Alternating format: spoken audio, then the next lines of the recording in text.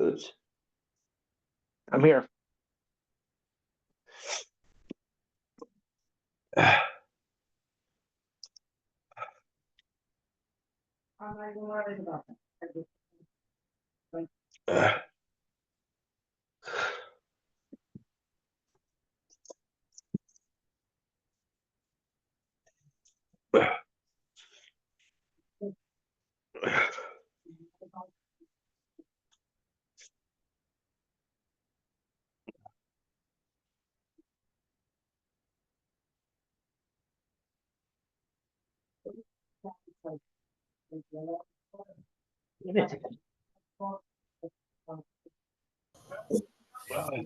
Oh, there we go. That's why I couldn't hear you. Yeah.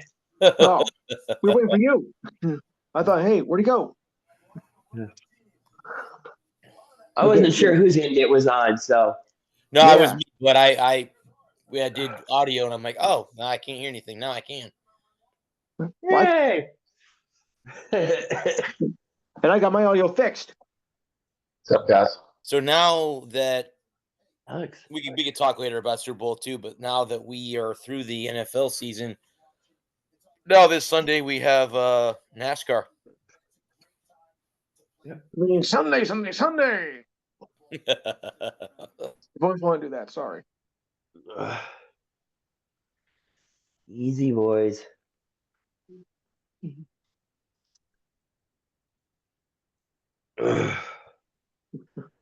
So the Daytona 500 is happening on Sunday. Yep, the official start of the NASCAR season. Give or take. It is. It's the first points paying race of the year. Yeah, though it is a little bit hard to figure, while we're still dealing with the middle of winter, we're doing stuff about spring and summer. Yeah. Well, you get the idea.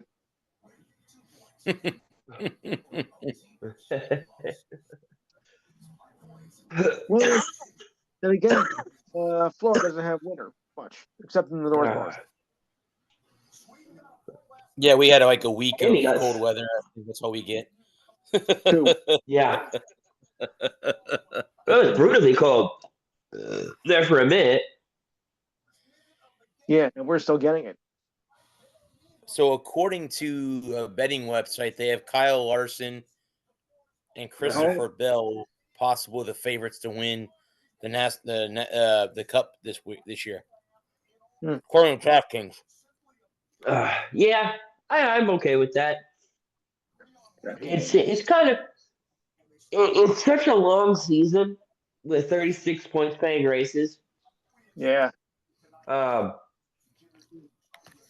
With all the wild card races that they have in the championship being a not being a with the championship being a coming down to the last race, it's hard to handicap. Yeah. The NASCAR season, unlike the F1 season where you just pencil in for Verstappen and it's a nail in the field for everybody else. Yeah. Yeah, it's Verstappen versus the field. NASCAR is way more wide open. You have about 20 cars on any given Sunday that are a threat to win, and the field is a lot more, I would say, condensed because of how, the type of racing that NASCAR does. So with stage racing and with the long green flag runs that are naturally broken up by the stages, you don't have like 40 or 50 laps to get all you can get. You have long stretches that can run green, and you have to be good over the long haul. Oh, Jesus, I'm sick all week. Wow. So, forgive me. No, but it's okay. I mean, like I said, when you came on, I'm like, it sounded like you were a little stuffed up when you came on. Yeah. Yeah. Yeah, I've been sick all week, so Ugh. it's getting better. Thank goodness. Today's been the worst for the cough, but today's the best I've felt since Saturday. That's, I mean, Cough is in a the way, last- cough is the last to that you're go. feeling better. It's good you're feeling better. Yeah. I Remember, just the can't cough is stop the last to go. coughing. Yeah, once the cough's gone. It's all that congestion in your chest that your body's trying to Yeah. get it out. Yeah. Yeah. No, I I finally went back to work for the first time in 6 months.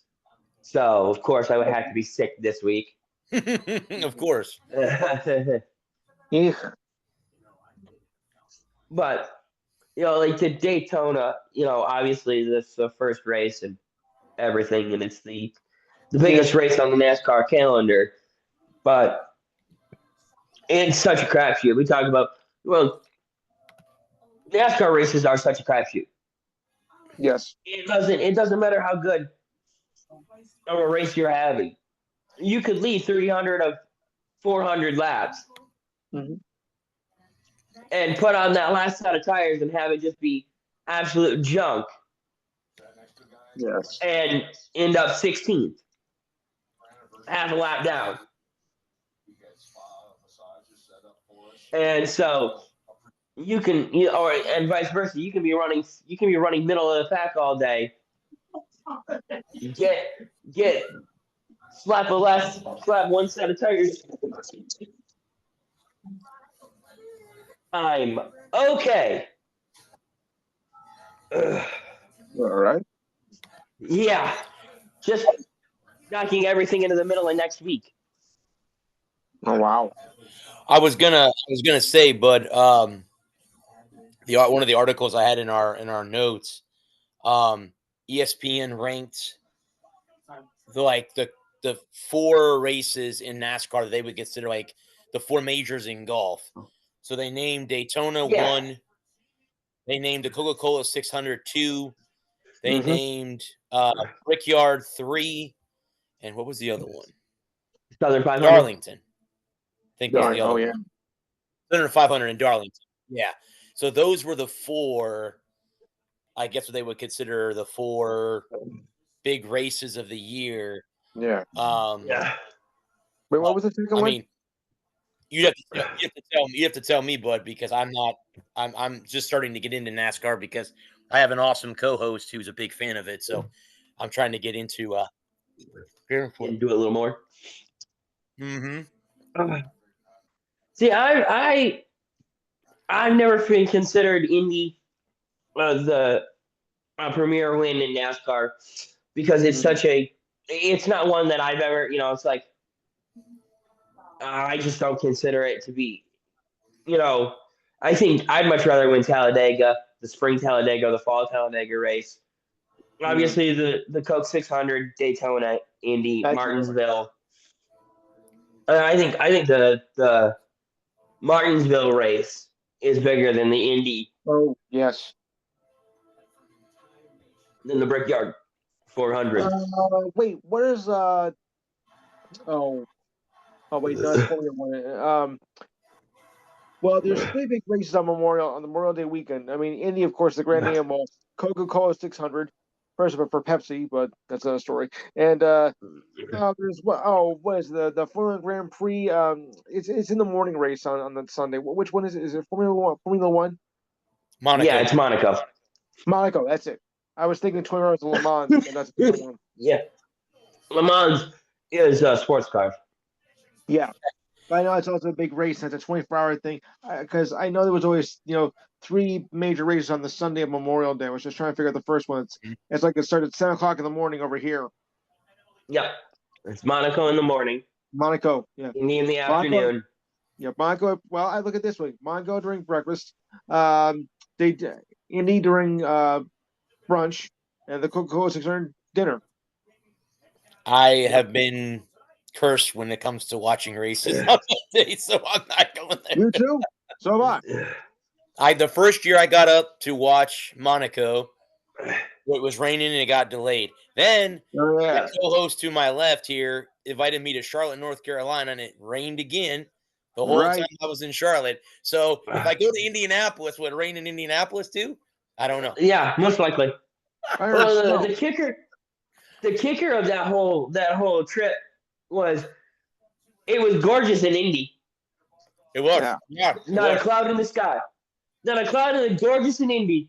And I told Brad, But if we had gone to Indy, It'd it would rain have there. rained like a son of a bitch. In Charlotte, rained it like would a have son been of nice in Charlotte. Yeah. No matter where I'll we put it this went, way, we were, you guys with so much bad luck, it might have even snowed. Yeah. right. Yeah. Or a typhoon. I remember one year, it snowed in Bristol. That was hilarious. It was about 15 years ago now. Wait, Bristol, Tennessee, or Bristol, Connecticut? Tennessee. Okay. That Bristol. Yeah, that Bristol. I mean, Bristol, Connecticut's home of ESPN, so It is. well, it is, folks. Yeah, because when I think Bristol, that's what I think of. So, but Bristol, Tennessee. Yeah. Oh, jeez. Wow. Sorry, guys. Well, no worries.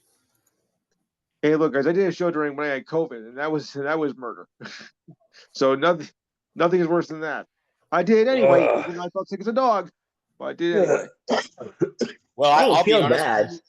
I'll be honest with you guys. I've been exhausted, like just physically exhausted. I usually do a podcast on Tuesdays with my buddy. I Yeah, have one the night before our show. I didn't do it Tuesday or Wednesday because I just wanted to rest. I couldn't. I came home Tuesday from absolutely. work and I was just gassed. I was Oh, gassed. dude. I couldn't. I took my dog out for a walk and I came back. I was gassed. I'm like, I can't stay awake. There's no way I could do a Yeah. podcast. I couldn't stay awake. Gee. I felt this. Closed my eyes and took a nap and was fine later in the evening, but I just was gassed. Yeah. No, that's how I felt Tuesday and Wednesday. Just absolutely beat. Yeah. You know, just getting back into work and not feeling good all week. Mm. I've been eating candy. I've been eating cough drops like a candy. They'll help. I mean, it'll help. It'll help. You help get you Yeah. feeling better. Of course, the only sucky part is you got to cough all that phlegm up, and that's what the sucky part about it is. And I just can't. My lungs hurt now, so every cough is just agony. Well, I'll tell you a story. My girlfriend, who's now my roommate, my girlfriend now, it's official. But Okay. she had Like a she had take you know like Ozempic, right? Those shots you take to lose weight. yeah. She Oh, got yeah. one Yes. off of Row.com, the ones that do the sparks for erectile dysfunction. Yeah. Hey, throw a sponsorship Right. out there. Yeah. Anyway, she took a shot and she was sick for like 24 hours. She was throwing up. She told me that because you were talking about your lungs hurting and your chest hurting. She said from her neck down to her waist, it hurt because she was dry heaving. So Mercy. she was throwing up consistently like that.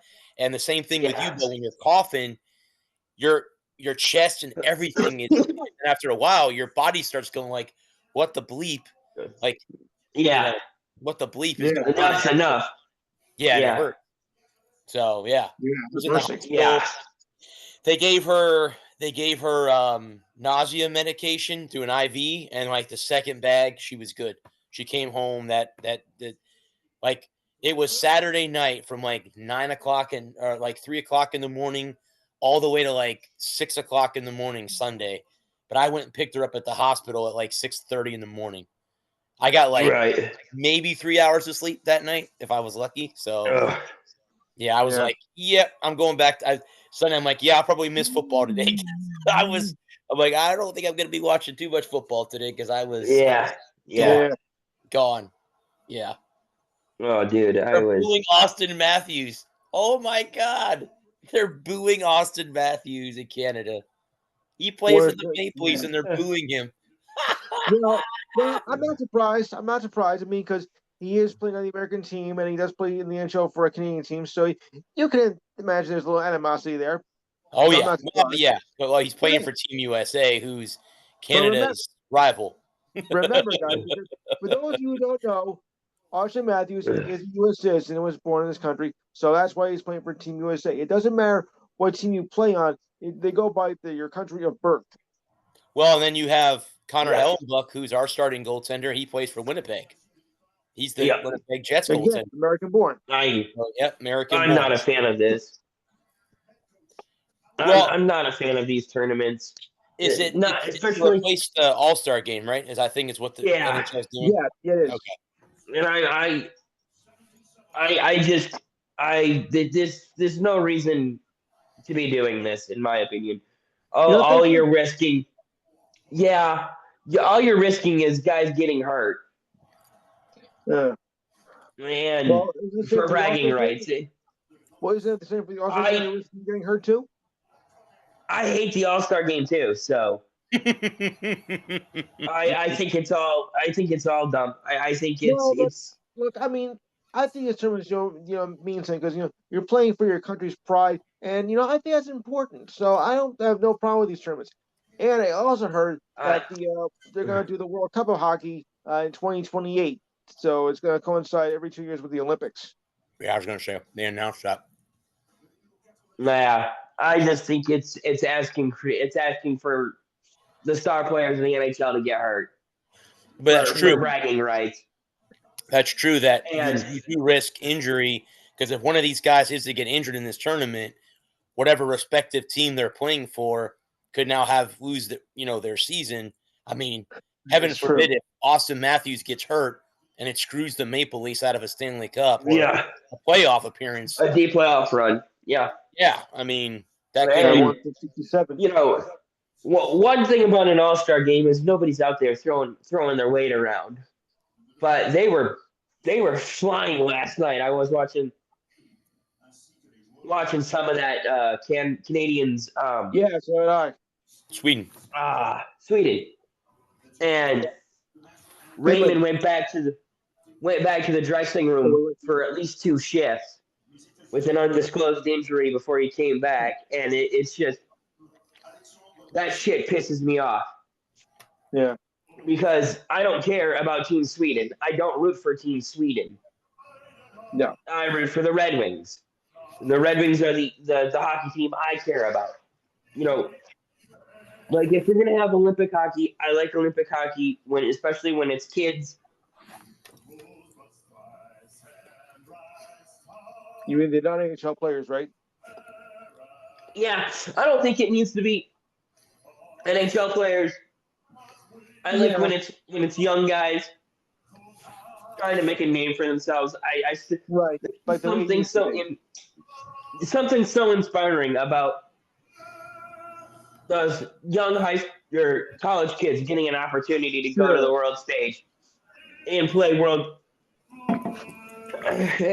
the world stage. But Mhm. with a tournament like this, for an in-season tournament for bragging rights, if it was in the off season where they were going to have 3 or 4 months to heal up from any injuries, okay, fine, knock yourselves out.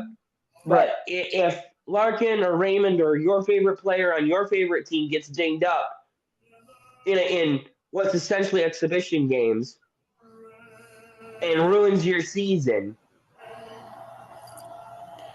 Well, they're not playing many games though. In this tournament, they only play 3 games maximum, and then the 2 highest scorers play in the final. So it's a very short tournament. So I don't think it's going to do that much damage. Yeah, but all it takes is one errant stick or a bad bounce, and next thing you know, your favorite player is eating through a straw for the next 6 weeks. He had to have his jaw wired shut. Well, Because their hockey. Yeah. I was gonna say, but for the Yeah. Lightning, it would be Jake Gensel for Yeah. Team USA. So. Yeah. Or You- Victor Hedman, our captain, playing for Sweden. We got guys on Yeah. Team Canada too. And our coach. Our coach is a coach of Team Canada. So, yeah. Yeah. By the Yeah, way, and- what are you watching it on? By the way, because I can hear in the background because I have it on mine. What are you watching it on? ESPN. Oh, the regular ESPN. Yes, sir. Mm-hmm. Yeah. Okay, because I have an ESPN Plus, so I'm like a 90 I seconds gotcha. delay. I gotcha. They're I'm singing, watching. I got the they're cup right singing now. I the was- Finland national Because anthem. I hear in the background, I'm like, wait a minute. Yeah, for both watching, why is it okay? You're watching on the regular ESPN. I have it on streaming, so that's the difference. Okay, just wanted to clarify on that. Yeah, they're I finishing have- up the Finnish national anthem for Team Yeah. Finland. And maybe if they lose this, they'll be finished. Ooh, oh, Well, yeah, yeah.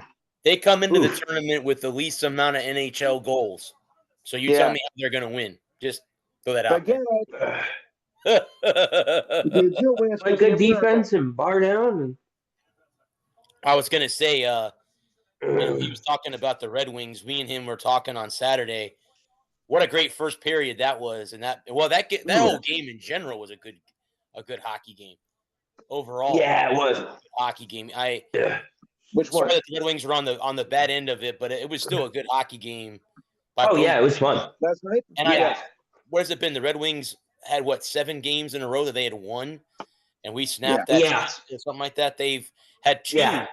7-game winning streaks since their new head coach. Yeah. So awesome that they're getting back on track, becoming like the Yeah. old Red Wings that we know from Well- the past, or getting back to that. Oh, You know, Well, yeah, well, is it? that was awful. This game should be a breeze. Well, it was that first period was a killer. We just Yeah. had no jump in the first period, and it's hard to come back 4-1. well, if a team that could give it up, it would be us. That's the one thing about the Lightning that scares me is we get big leads, and we did it all weekend because we did it against you guys on Saturday. Then on Sunday, we took a big lead against Montreal. It almost gave it away too in that game. So it happens. Yeah.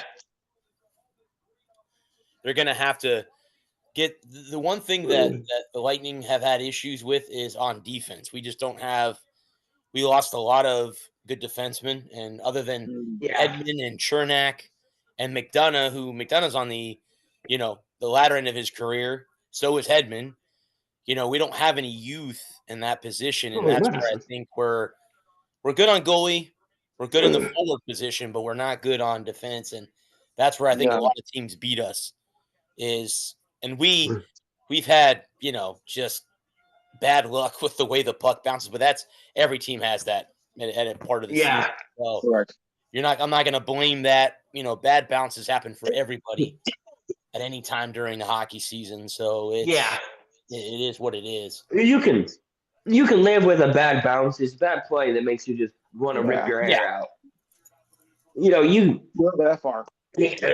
more than anything, it's just don't play ourselves. Play us into a mistake. Yeah. Keep everything in front of you. Back check. Get the puck deep. Cycle. Keep those shifts short. And a rolling puck here. A puck that takes a funny bounce off a wall. It happens. Just let's not make any own errors. No unforced turnovers. Just bad passes and sloppy plays in the neutral zone. Oh, it's getting chippy. It's getting chippy. As expected. Ooh. Oh, And It's getting a little chippy. this is what I was talking about. exactly. No penalty though. Yeah, it was Miller for Team USA, and I cannot JT pronounce the Martin. guy's name for Finland. Not even going to try. Yeah. I'm not even going to try. We got a brouhaha.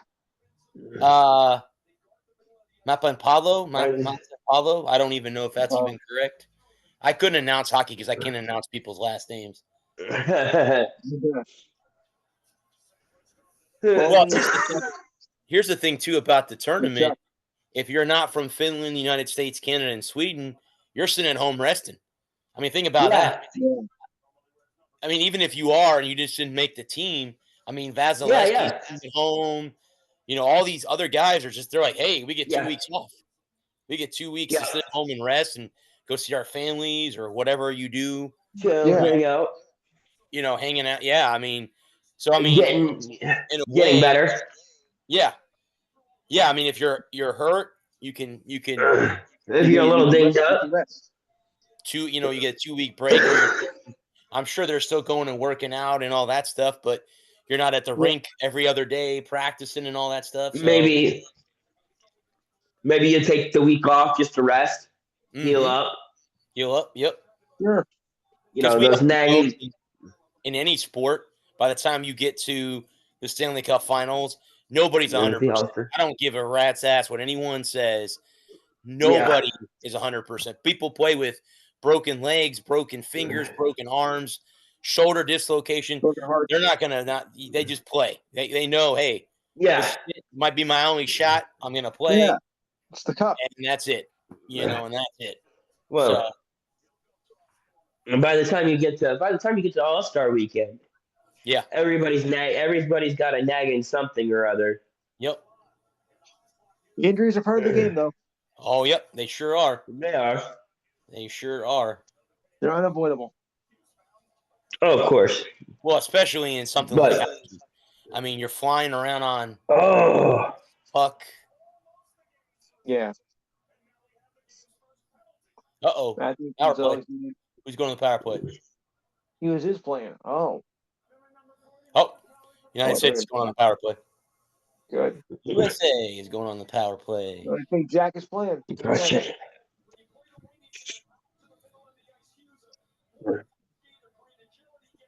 I'm looking forward to Daytona. I'm going to get an opportunity. Yeah, I'm looking forward to it On the because power play. being that it's within a 3-hour drive, 3.5-hour drive for me, and I've yeah. been by the track, geez, 50, 60 times as a kid. Oh, I used to go to the beach with my family for our Mm. summer vacation, but I've never been inside it, and that's a shame. I've lived here all my Yeah. life. I've never been inside the track. But hopefully one day, and Adam's talked about that too. I need to fly him down here, and we'll go to the 500 or the Yeah. what's the race, but that they do on the Coke 400. Coke 400. Coke Yeah, 04. the one that they race at night at Daytona. It's a night Yeah. race at Daytona. So yeah, I think that would be the one that I would rather go to cool. Okay, all right. because it's Saturday night. So if they don't get the race in on Saturday night, they'll have all day Sunday to get the race in, and then so I can take Sunday and Monday off, Fly home on Monday. and then fly home on Monday or Tuesday. So Okay, if they cool. can't get the race in, if they can't, because if they the 500, if they can't, they'll push that as far. They'll probably push that all the way out to Thursday if they can't get the race in. So, but I could always fly home Monday. I could get a late flight out of Daytona on Monday. Then that way, if we lose the track on Saturday night, and then we lose the track on Sunday, if they can't get the track together on Sunday, or if they get it together late on Sunday, Wow. they'll have. Actually, it's funny, buddy, that you bring that up. The weather, I'm looking at Weather Channel for Sunday. It says, now here you go. A mix of clouds and sun, then windy with periods of showers later in the day. Chance of rain 40%. Winds could gust up to as high as 40 miles per hour. And Yeah, then I'd seen. drop down to 52 overnight. So I don't know if they'll delay the race long enough to go to a night race at Daytona. I don't know. 500, but I mean, yeah. So it looks as of right now. Now that's 3 days away. The weather can change, but as of right now, Right. there's a 40% chance of rain, which in this state, it could rain. It may not rain. It's up in the air. So Right. And the green flag is scheduled for just before 3 p.m. yeah, I would. It's going to depend on when it rains and how hard it rains. Because I know Yeah. from when we went to Charlotte, you were explaining to me how they have the the trucks that dry the track off. So I'm sure if the rain is going to come, they'll have that ready to go to get the track ready for It the 500. really depends on how long it's going to rain for Yes. and how much it's going to rain. Well, hopefully for the fans, if it'll be like morning, early afternoon, and they'll be able to dry the track up before 3:00. if it is going to rain, you want a quick hard shower because as opposed to a soft hour-long shower, you just get it over and done with, and then we can get the track drying process started. But if it's going to be like an hour to 3 hours of steady but not hard rain, where we're spinning our wheels to get the track drying started.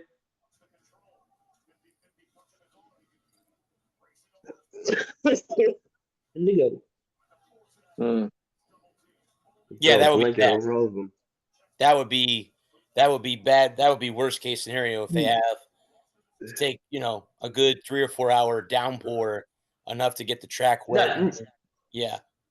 Like how it was in Charlotte, where it never really rained hard, but it never stopped raining. Yeah, it just rained steady. It just rained. Yeah. All I know is me and Adam were both soaking wet from head to toe. We were soaked, completely soaked.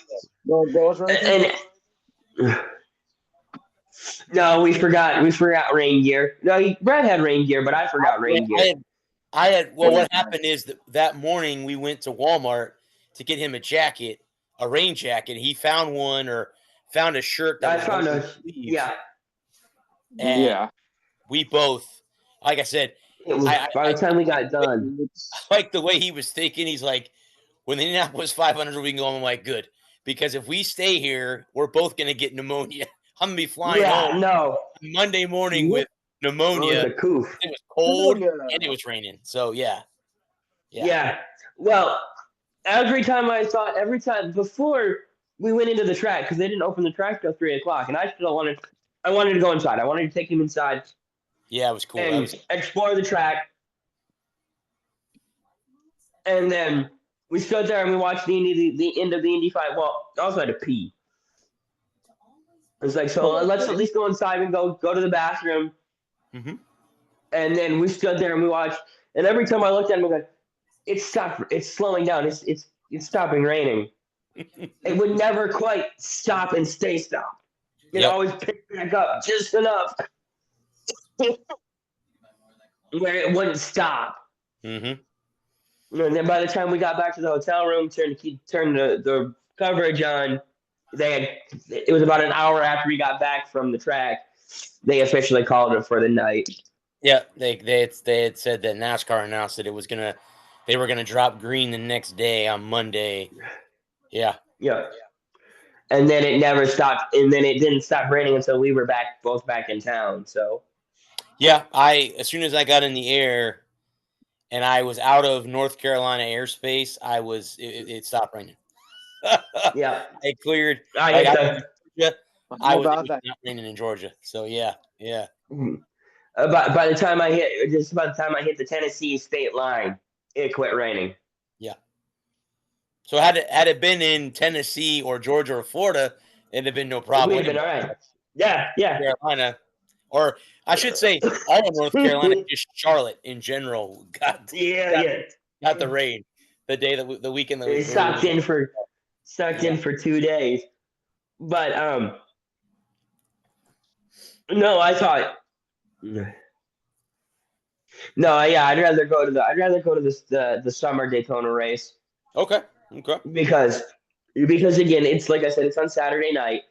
So then, if anything goes wrong Saturday night, then we have all day Sunday to get it in. And then I'd probably stay all the way through Tuesday. So that way, I would do that, but I would most likely take Monday off, and then just send you Daytona, and then I would take you to the airport Tuesday morning, I take you to the airport on Monday morning or whatever, and then I would come home Monday afternoon or whenever. Yeah. I take Sunday, Monday, Tuesday off, or take Saturday, Sunday, Monday, Tuesday off, so that if anything happened on, if they couldn't get the race in Sunday and had to move it till Monday, I wouldn't have to scramble to try and get out of there on Monday night. Yeah. Well, and then that's hard too. Like, I'll be honest with you, And when then, I went to the Bulls bowl game last year, we drove down there that day, got the game, and then we had to drive back an hour and a half back to our hotel. Dude, that is like the longest drive. Driving when you're oh tired, god, you've been at a sporting event, you want to go, all you want to do is go home and go to bed, and you're like, oh crap, I got an hour and a half drive I gotta do to get all the way back to the hotel. that's why we stayed. That's why when we stayed in Charlotte, that's why we stayed where we stayed. It was literally 20 minutes from the track. I was gonna say it was very close. Unfortunately, we didn't get the race in, so you didn't get experience race day traffic. So, but we were right there. And so when we got done with it, even if we hadn't, even if we had to sit in the parking lot for an hour and a half to wait for traffic to clear, we were only 20 minutes from our hotel room. So by the time we got out and once we got out on the road, oh, Finland scores.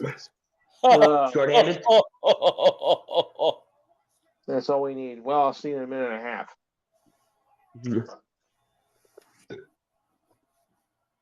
Well, yeah, because I think we went back that night, and didn't we eat dinner? But and then we went out to try to go to a cigar bar, and yeah, that was a troop too. We walked in the bar, the person's like, "Oh, it'll be $30," and I'm like, "What?" Cover charge to go in and watch a band play. So they were charging us. That's a hell of a cover charge. That's why me and him were like, "Nah, we'll just go back and smoke in the car." Yeah. So we went back to the hotel room and smoked in the car, in my car. Yep. We're like, yeah, save ourselves $30. Sure. Yeah. I think it was good. I think it was. Yeah, I think it was 30. It was $30 for the both of us. I think it was like 10 or 15 ahead. 15 ahead to go in. Yeah. And we both looked at each other and went, nah. Yeah, I'm good. So we ended up just going back to the car and taking it. Lap. Here we go.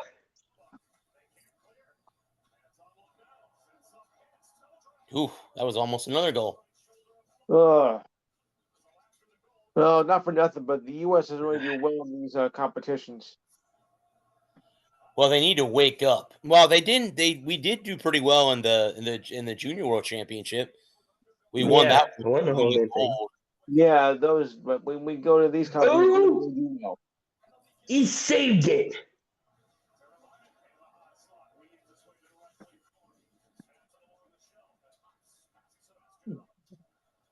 Oh, Sebastian Aho is on Team Finland. Oh, wow. Yep. Okay. Oh. Got it. Ooh. The timing is on, though. The chance of injuries. I mean, it's always great when guys can get a different kind of competition in, but the timing, the fact that it's in season, kind of throws a wrench in it to me.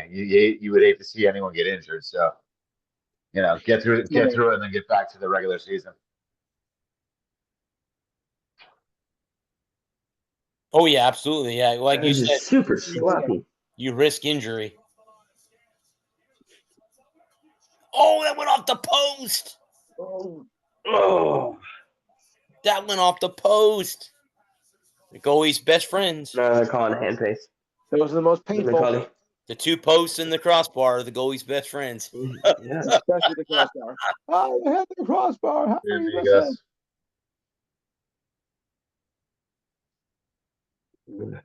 Yeah, you know what? On the goal that they scored, that was sloppy. Look at this. We got three guys back. Yeah, that's insane. No wonder why they scored.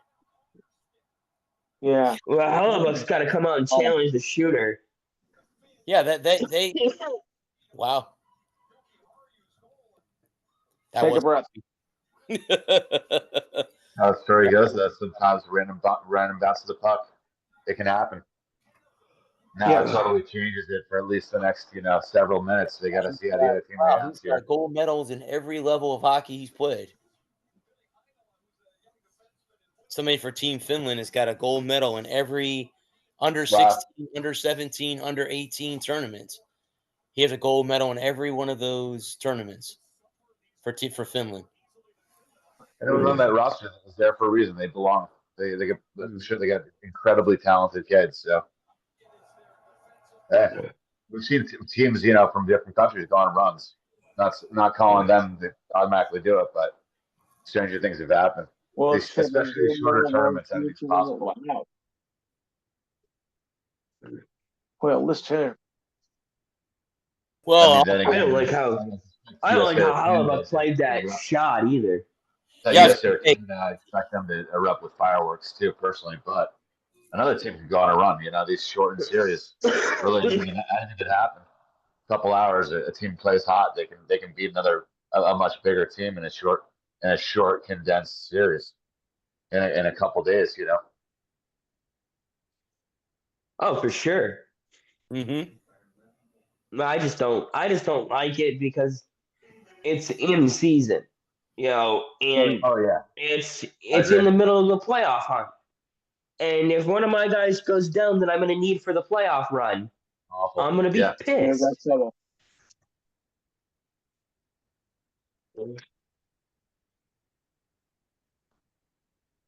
Yeah, because that can happen to any team. Oh, even ones that we don't even cheer for. If they lose a player, and then they're, let's say now they're in the wild card in either the Eastern or Western Conference, and now you lose a guy mid-season in the mid-season tournament, and he's not going to be back if you guys make the playoffs, and he's not going to be back till the postseason. You've done screwed that team out of a playoff spot. How screwed would Winnipeg be if Hellebuyck got hurt? Oh, they're the hottest team in the league. So yeah. And he's their most important player. Exactly. And for me, it's like I don't give a rat's ass about Team USA. I don't root for Team USA outside of the Olympics. This in-season tournament stuff doesn't do anything for me. Let's just play NHL hockey. Mm-hmm. We'll take the week off. Honestly, if they want a week off, fine, whatever, don't care. Let's just do like a con, like an NHL convention, and have it in Vegas, have it in the Sphere, have every team send a representative, and they spend 3 days in Vegas signing autographs and answering questions and meeting fans, and do it like a great big NHL con. And everybody gets to have a couple of days off in the middle of the season so they can rest their boo-boos. And then on Monday, we start over. Everybody plays. Yeah. Okay. Mm-hmm. Yeah. Because I think all-star games are kind of pointless at this point. I understand 30, 40, 50 years ago when the only way to see who the best players were in the league was to have a script, your local paper. Tie game. 4 Rangers, Tie game. 4 Panthers. USA just scored Kachuk. Which one? B. Not Keith. Not Keith. The other one. There's brothers in this. Oh wow, that's such a cool. When they put cameras in the nets, it's kind of cool to watch the puck go across the line. To go across the line is so cool. How it falls and just drapes over the line. Brady went off of the goalie. Brady Kachuk is the one who scored the goal. Yeah, then. Not Keith. And see, there's another guy too. Brady Kachuk is important to the Senators. Ottawa's on a run too this year. Ottawa, Detroit, in the division that the Lightning play in, they're the two hottest teams in the division. Is Ottawa and Detroit. Yeah. The both of them have gone on long winning streaks, and they're tough. They're on absolute tears. They're tough. They're tough outs. They're not easy outs. It's not like you're going to go in there and score 6 goals and they're only going to get 1. Nah, you score 6, they may get 5, or they may beat you because they're just that good. They're really 2 good hockey teams.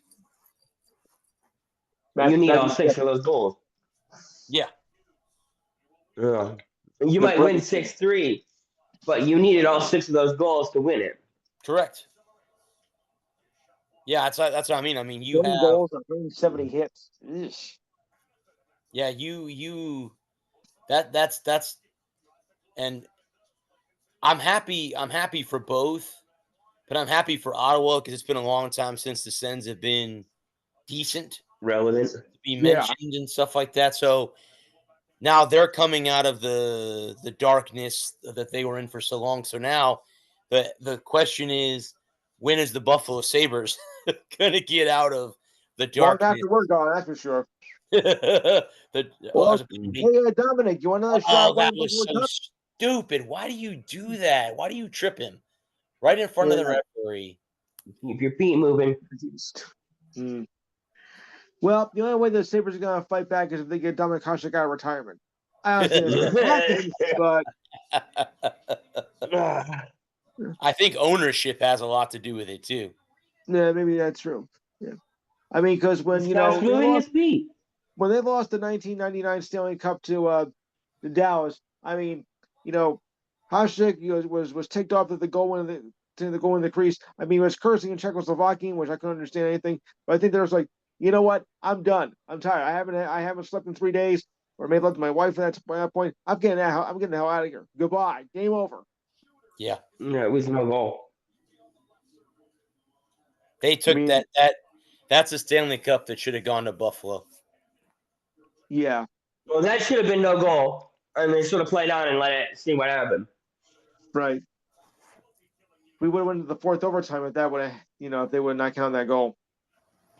Well, the funny thing is that the same people that own the Sabres own the Bills, and the Bills have been good for what? Yeah. The last about a decade now? 5 years. Well, yeah, I mean, they were good in the 90s. They went to 4 Super Bowls in a row. They went through their kind of dark days. Now they got Josh Allen, and they're on the rise again. So, yeah, it's interesting how, like, the same ownership group owns them, and one team is great, the other team is bad. Their daughter's a good tennis player. Yes.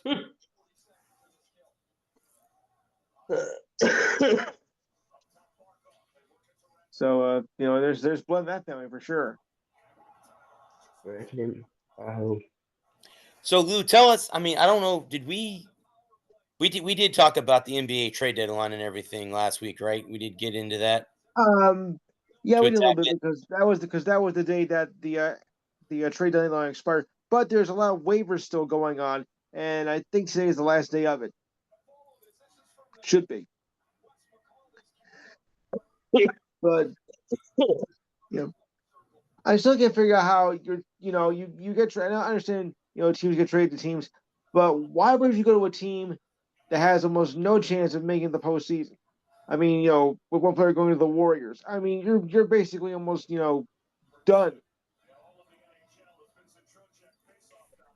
Now they're hoping to catch fire or something like that. Yeah.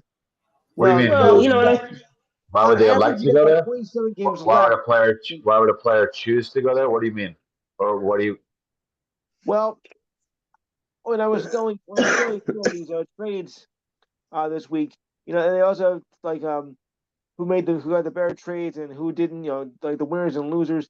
I understand why a player who wants to get traded to a losing team that has no chance of making the postseason whatsoever. Well, it's up to the team ultimately. But like Jimmy Butler signed off on it just to get out of Miami in that instance. But yeah, mostly, players in the Warriors if someone doesn't want someone to be a Brooklyn Net any longer, the Brooklyn Nets can trade that player to Timbuktu, to Milwaukee or Minnesota, wherever they want. At least you got a chance to make the playoffs with those teams. I mean, the Warriors, forget it. I mean, why sell yourself to a loser? It's not up to the player, though. That's up to the team. If they're sending them off, it's not ultimately not up to the player. It's up to the team. No, Player and can't especially take if you more than approve Sean. it. If you waive your no trade, then Yeah, some players will have a no trade clause, but not all of them do. No, it's true. So and maybe ultimately, it's up to the team. and maybe you especially if you're giving up. maybe you see other future considerations there. Yeah, too. Maybe you think, well, 2025 is a wash anyway. I want out of Miami. Oh, good save. Yeah, Bower's not what they used to be. The Warriors not what they used to be. Though the West, though, is still stronger than the East overall.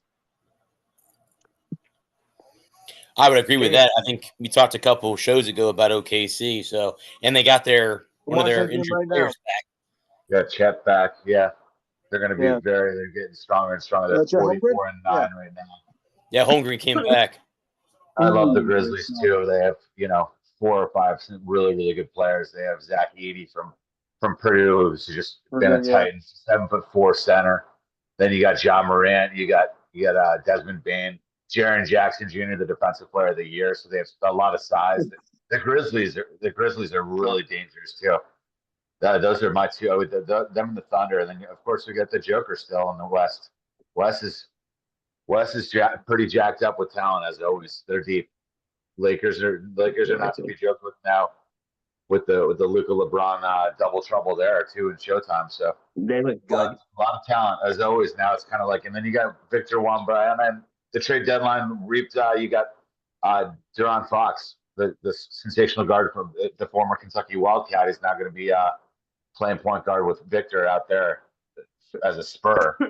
So the Spur, I mean, I don't know if that's too little too late with them. I think they're like 22 and 28 this year, but the West is always deep.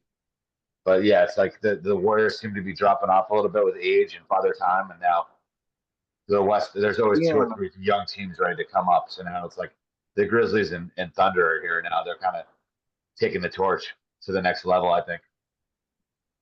East, I mean, it's still. I mean, you guys see anyone out of the East besides Boston? I still see. Really, Boston is the head of the class there, but I'd say Cleveland right there. Orlando's been too banged up, but I like Cleveland a lot there. You guys like anyone out East? I like Boston. I still think age before beauty. The experience, yeah. I think that's why I'm not super hyped on the Thunder or the Grizzlies or the South or the Cavaliers. I just think age. Yeah. Age has a talent all its own. And when it comes to winning in the playoffs and making a deep playoff run, if once you get in the conference finals and you're playing a Boston or an LA or a Denver, you have that experience that allows them to take you deep into that series. Yep. And so I don't know if anybody's really ready to compete with Boston or Denver or LA in a full 7-game series yet. Obviously, what the kids don't know, they don't know. So, yeah. But what you don't know might hurt you. It's great for the league. But now there's a really nice parity. There's a really nice array of talent because now you have the old heavyweights who are established, like a Joker and Denver and those cats that have been around the block. They've kind of been the bullies, and then you have the new cats that are kind of fearless, that are really coming in and that are just really athletic, and kind of the young guns are kind of hungry and chomping at the bit. So there's a nice mix of good. There's a good talent level now. It's just got to get the ratings up still. Luka in LA is going to help too. I mean, that'll be must-see basketball. Love or hate the Lakers, it's going to help the ratings and be a score for the NBA. So, well, I think it comes down to a lot of times when you have the the big TV markets do well, the rest of the league does well. So when New York and LA, Chicago, the big TV markets do well, then the league does well because there's more eyes. And I think, and you guys can correct me if I'm wrong, but the NBA has become more global than any of the other. I mean, I know the NFL is trying to play games all over the world now, but really, if you think about it, it was the NBA is the global leader. The NBA that did it first. They were the ones who went global first, and they have a lot of players from overseas too playing in the NBA. So that helps to get more eyes from around the world on your sport too. Yes. So the problem is the domestic bikes, the domestic eyes are dropping off. you're right. Correct. Yes. That may be the problem. Yeah, that's the catch-22. Like the last draft was, I think 4 or 5 of the top 10 picks were French, just a random run of Frenchmen that are all really talented. We need to Not get more a LeBron, but like who is, but really good talents coming out from overseas now. But yes, the U.S. level, Cooper Flag's going to kind of bring that back. I think the strongest draft in years is coming out next year with some real talented guys, but. NBA's still got plenty of work to do, as we've discussed a lot in depth. They've got a lot of work to do to catch up to the big heavyweight brother of the NFL. Well, I think a lot of the problem is that the NBA, the NHL, the MLB, they don't know how to market their up and coming stars. They don't know how to cultivate around the up and coming. The problem is that the top 30 picks and top 32 picks in the NFL draft are all going to start. Probably all going to start week 1. Yes. And be impact players. When it comes to the other 3 major sports in North America, you'll be lucky if the first 5 players start in week 1 and are impact players. And when it comes down to marketing your up and coming stars, you have to market all of them. And the problem is that the every other league plays multiple games per week. The NFL plays 1 game, maybe 2. Your team might have 2 games in a week. You might have a Sunday, Thursday, or like a Monday, a Monday game and a Sunday game. But most weeks you're playing 1 game a week. And so you only have 1 chance to watch your team play. When it comes to the rest of the sports in North America, your team plays 2, 3, 4 times a week. Yeah. And so if you only choose to watch 1 game a week, and it's that if you only choose to watch 1 game a week and your team doesn't play on Friday, you might go 2 weeks without watching a game. Yeah, true. Yeah. Whereas it's much easier to convince your girlfriend or your wife or your domestic partner, your gay lover, whatever,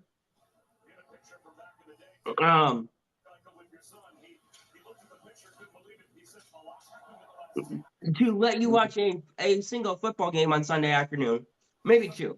You might be able to get a college football game on Saturday and a pro game on Sunday. Yeah.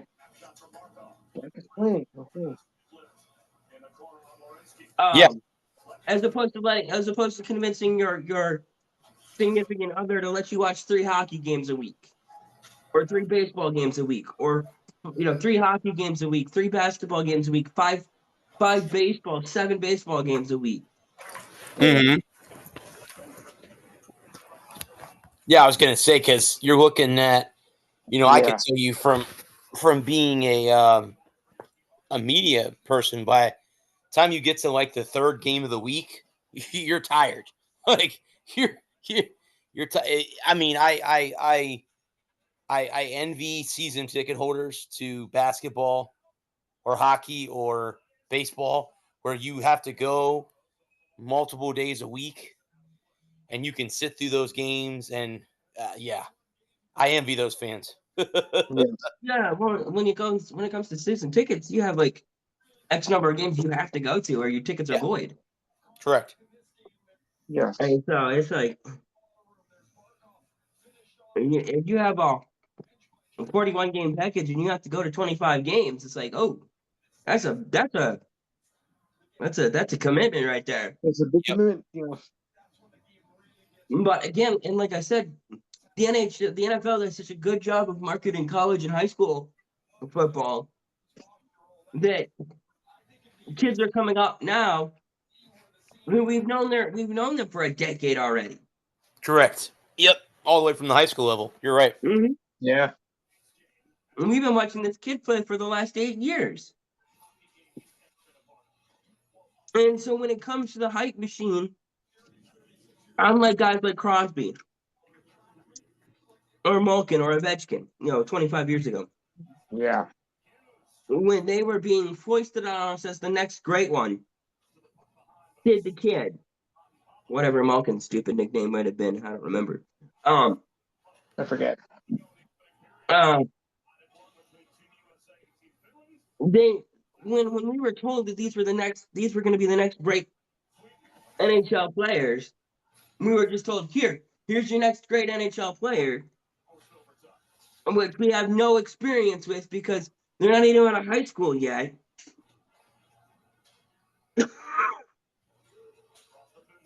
Where the NFL has spent 4 years grooming their next crop of stars.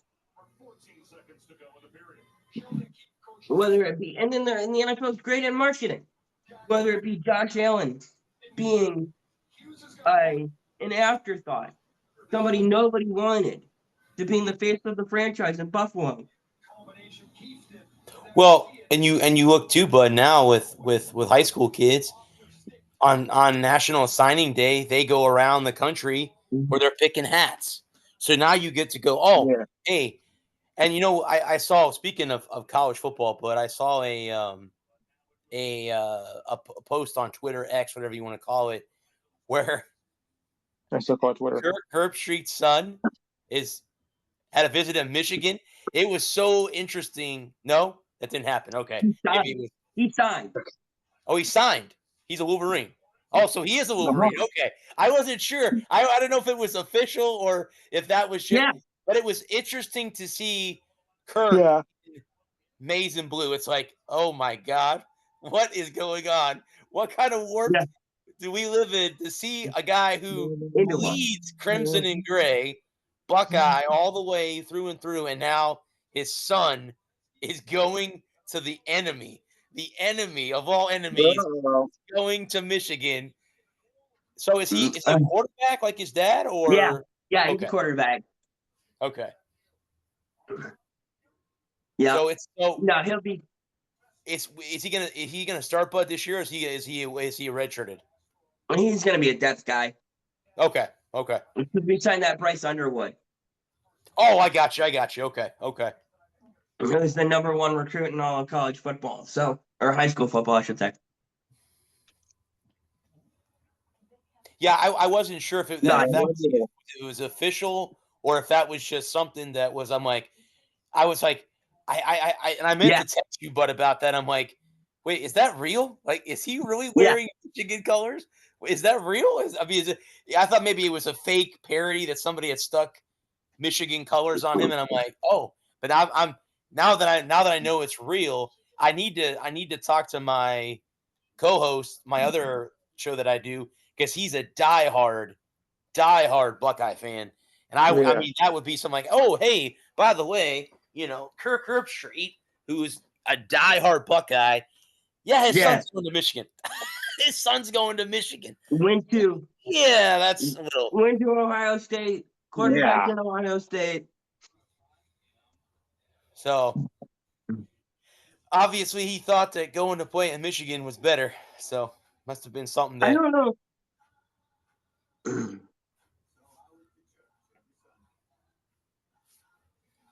Yes, I mean, I'm happy that it's official, but I just happened to see that. I'm like, oh my God, that's so cool.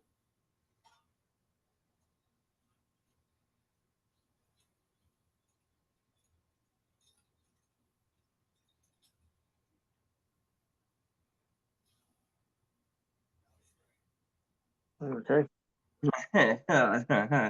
He was the Yeah. last. Yeah, right there. Chase committed to play college at the University of Michigan. Oh, December of last year. Oh, so just a couple months ago. Yeah. Okay. Cool beans. Yeah.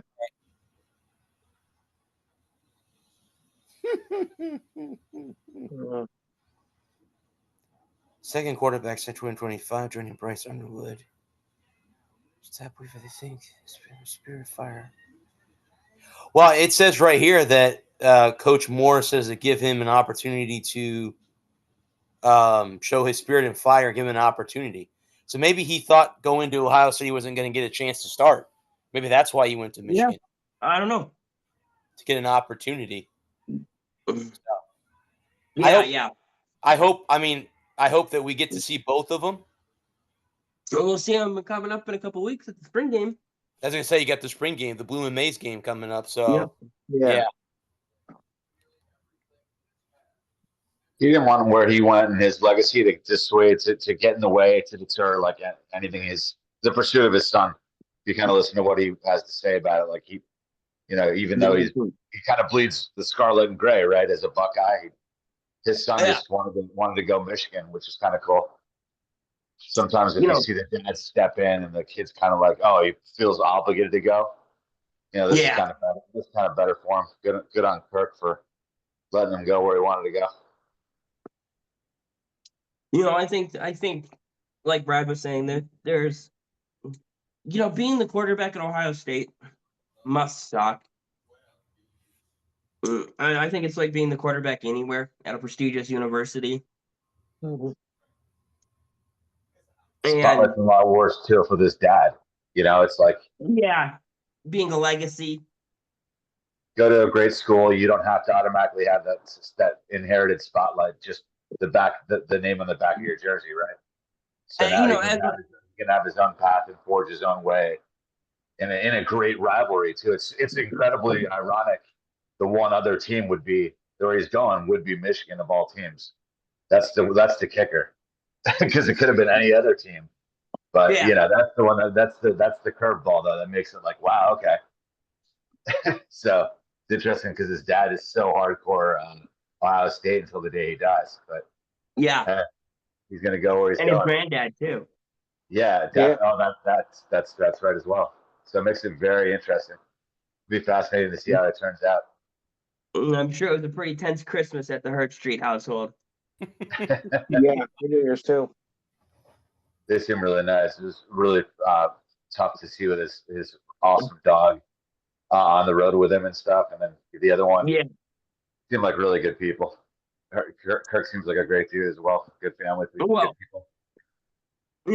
I think part of going to, it really depends on what he wants to go to school for. If he wants to go to school for law or medicine, Michigan's a great school. Yeah, it's an awesome school. If you have interests in any kind of like medicine or law, Michigan, an undergraduate degree from Michigan is a springboard to any other further education you might have, interest you might have. Yeah. With that, especially if he's not figuring to be a 10-year vet in the NFL. If he just wants to go get his go get his degree, Michigan ain't a bad place to go get a degree at. Not at all. And like you were saying, he gets to forge a different legacy than his dad. Yeah. He doesn't have all that pressure of being his father's kid on campus. Day one, 9 out of 10 kids don't really want to inherit that. Shedeur Sanders is a different kind of element with his dad, kind of more bravado, maybe more outspoken, more of the limelight, which is cool. Everyone's different, but a lot of guys want to find their own way, especially if he's not the renowned 5-star. Wow. 7 days a week, top star, top-notch recruit. He's not going to, oh my God, why isn't he playing? And then it's just everyone's following him around. Oh my God, your dad was better, or why aren't you living up to it? Just less of that. Less of that possible negativity, the negative pressure. Just find his own way out there. find his own way in Michigan. Incredible program too. Both It- world-renowned programs. It's a great academic school too. Great Yeah. academic institution. Yeah, it's a win-win either way. No brainer either way. Well, guys, I want to see if we can get on the field. speaking of Shador, did you see the comment that came out that he wants to be the first overall pick in the draft?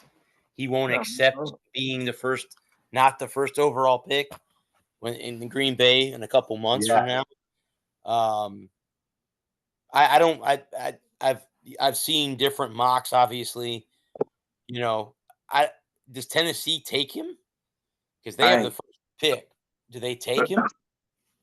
Or they take I don't think he's a no-brainer. I don't think he's a no-brainer. So I wouldn't personally. If they have other needs, I'd trade down maybe.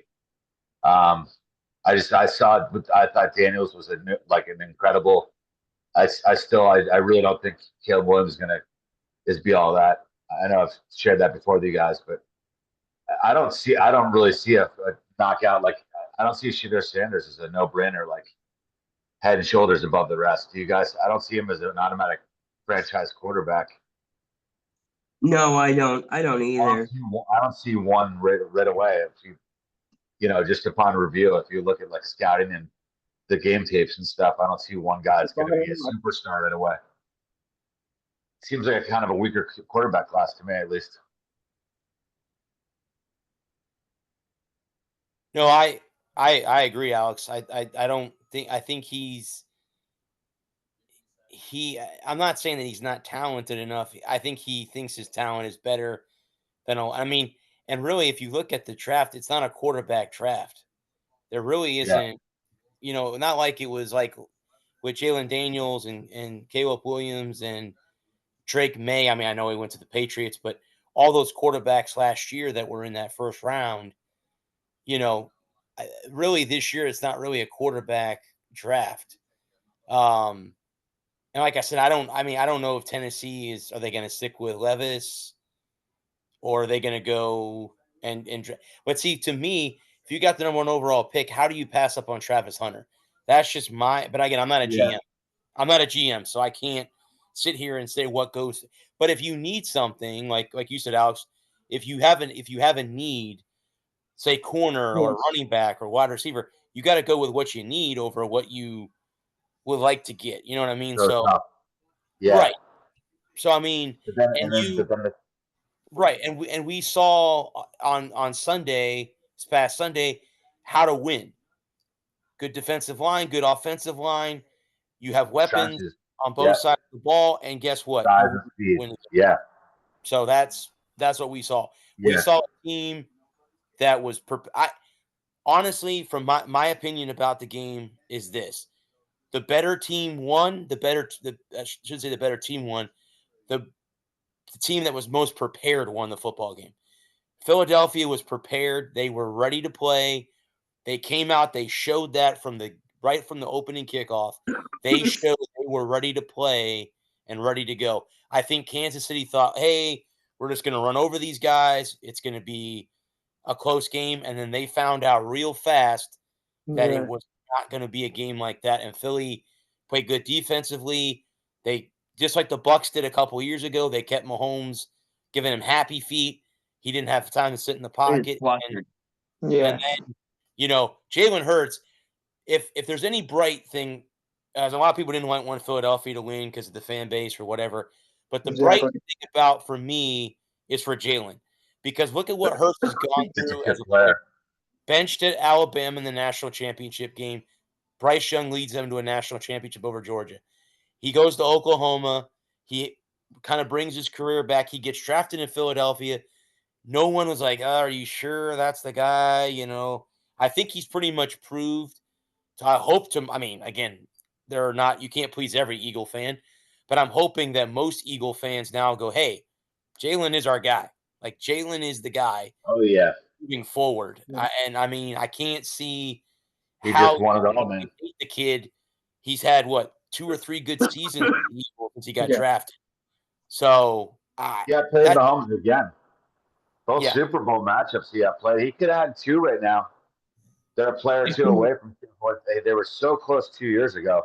And this, the drafted man. They drafted four of their impact players on defense are all teammates from the Georgia Bulldogs national championship defense.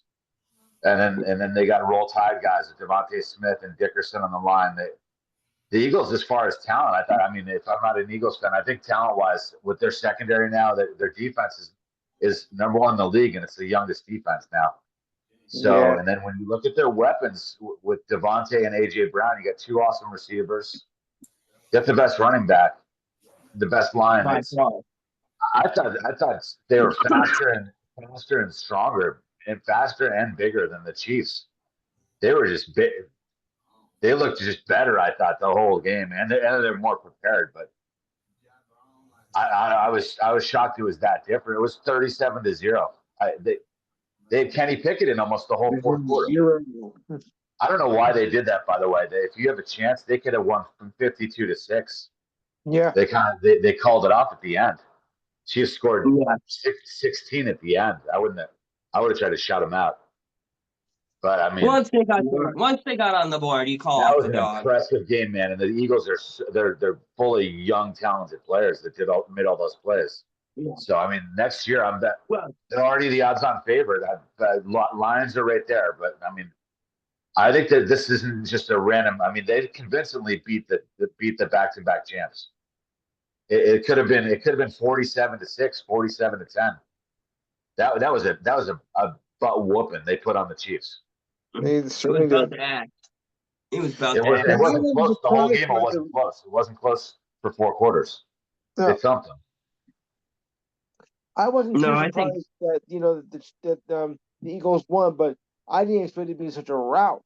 I mean, I thought it'd be more like like a Super Bowl versus a heavyweight fight going on. But the Chiefs just looked like they had no offense on. The Eagles just had all the answers. It looks slower too, man. I definitely see They the look worn out. Bills or someone else. I see the Bills emerging.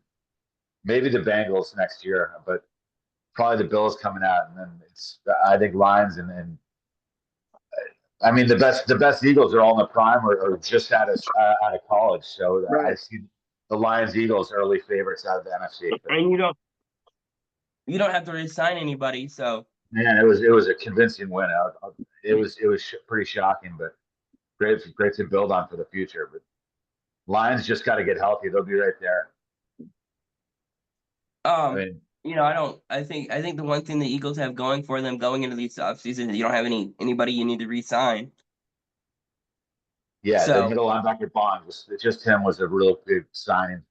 But yeah, their core is all Of course, their locked core up, is locked up. It really is. and it's young and it's locked up. So Yeah, The only one that I think has to be re-signed is Sweat.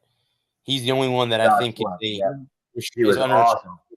But outside of him, like Adam said, the core players, they're all signed.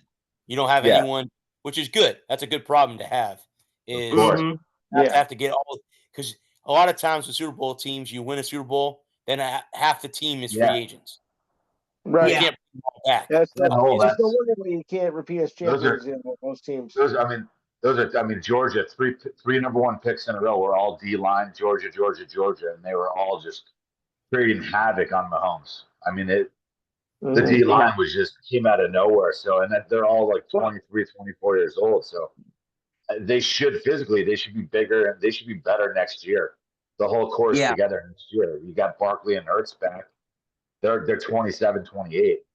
So, I mean, they're all back pretty much. Like you said, Sweat and middle linebacker, the guy Bond, that the 1 year signing that came out of nowhere. But yeah, for the most part, they're going to be fully back.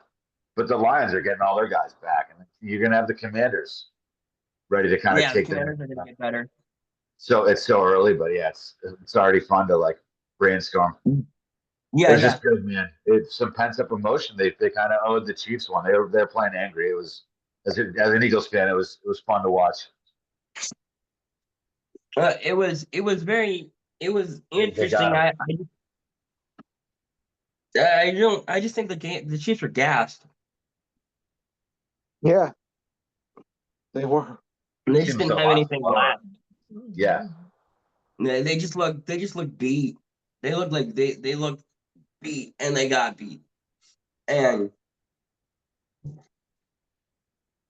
I think once you give up that one score, and it's what was it, like 34-6 or whatever it was, Yeah. and you just call off the dogs, get the game is over as fast as possible, so nobody gets hurt. You don't have to lose. You're not worried about somebody having to rehab a knee injury in the off season.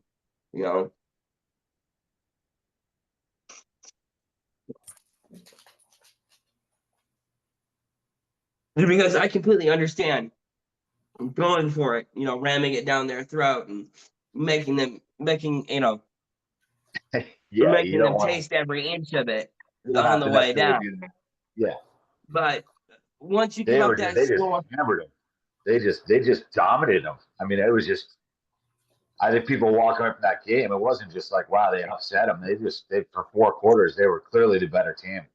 So I think that definitely holds some weight going into the offseason. Like, if they're coming back, their whole core is back. It's like they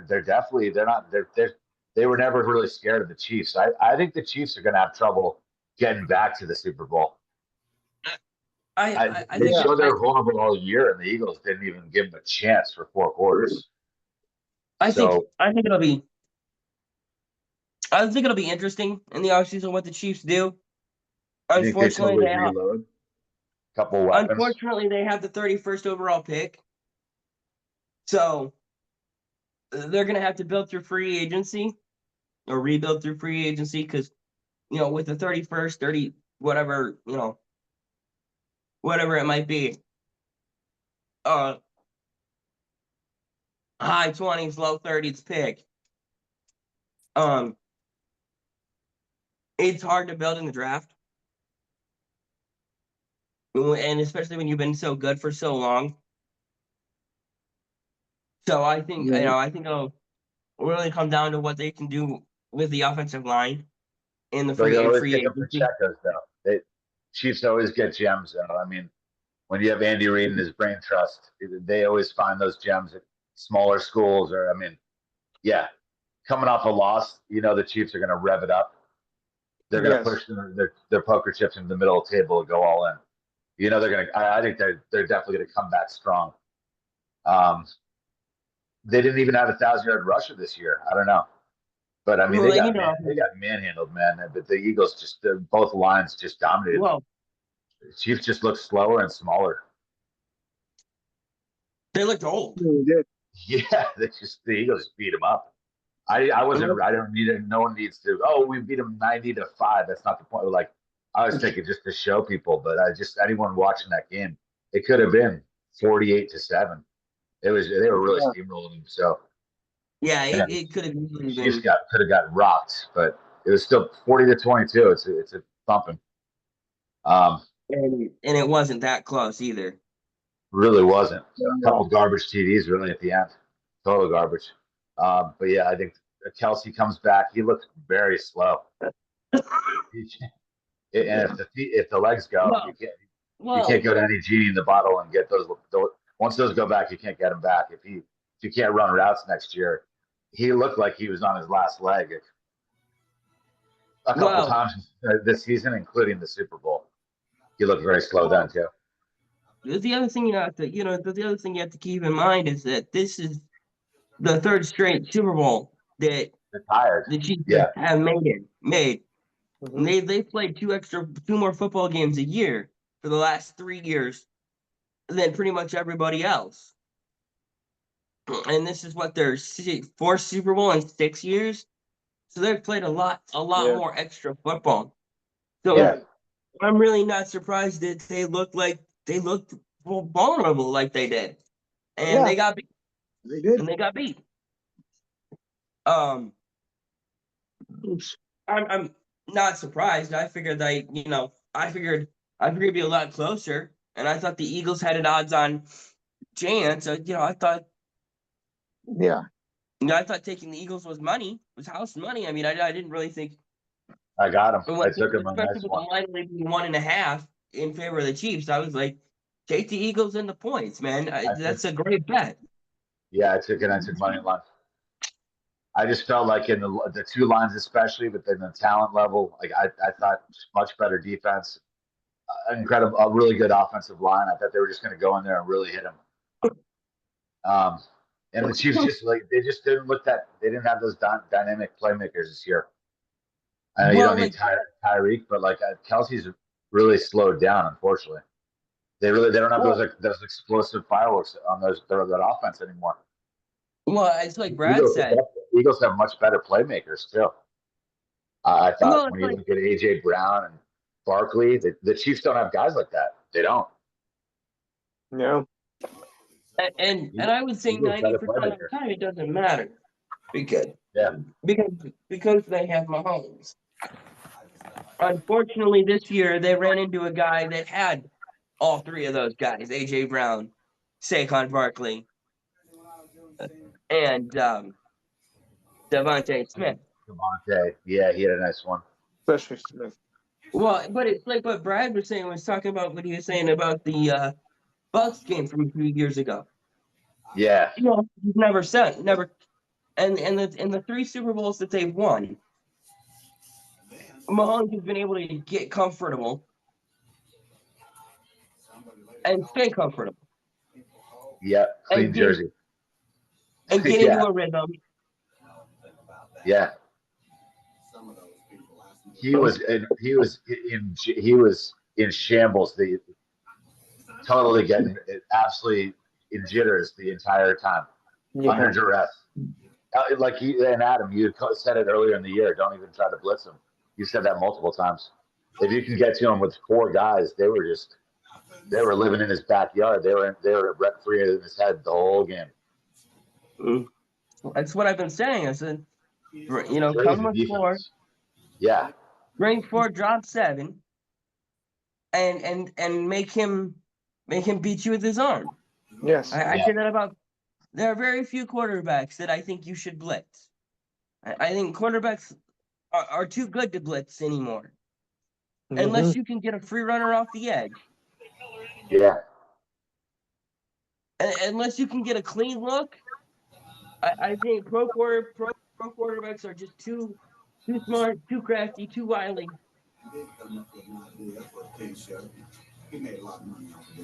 I'll tell you. I think the Chiefs. I don't automatically peg them to we'll turn around in a couple months and show they're automatically going to be 10-1. They showed a lot of wrinkles this year. They showed a lot of, I think, kind of wounds, and they were close to. They won 4 or 5 or 6 games by field goals this whole year. They narrowly avoided several big losses, and I think someone else comes out of the AFC next year. I don't think the Chiefs are automatically going to be storming back. The AFC, I think, is just getting really competitive. I think. Well, check out this stat right here. They compare Mahomes to Brady, right? Yeah. Next Brady, right? Chiefs turn over roster, guys. Tom won 3 Super Bowls, so actually he could have 10 rings, 3 Super Bowls by a combined 12 points, or is that right? Yeah, 15 points, something like that. Both Super Bowls that Mahomes has lost has been by 40 points. Think about that. Mm-hmm. I mean, right now we could be talking about Tom Brady having not 7, but 10 rings. If it wasn't for the Giants and the Eagles. I mean, that's it. I mean, playing it, the games that Tom has lost, the Super Bowls that he's lost, have all been close. All been close. All close games. Mahomes and the 2 that he's lost, they've gotten blown out in both. Both the Tampa Bay Buccaneers and then this past Sunday against the Eagles. So, and again, it was the same way to beat him. You get him on the run. You give him happy feet. You like Adam said, you don't give him time to get into a rhythm and get comfortable. You give him, and that's the same. That's how they beat Brady. If you look at the games that the Giants and the Eagles won, what do? They got Tom out of the pocket, didn't let him sit back there and pick him apart, and that's how they won. Yep. And they got pressure. It starts up front. You're always going to win in the trenches. Championships are won in the trenches. That's exactly starts up front. On the head right there. Yep. Get to the quarterback. And if you can get pressure with 4 or 3, if you can get pressure with 3 or 4, and you don't have to bring that extra man.